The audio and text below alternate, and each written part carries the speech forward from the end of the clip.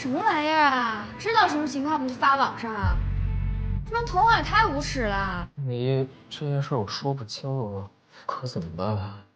怕什么呀？你干这事儿吗？那他们就不可能找到证据，没有证据凭什么定你罪啊？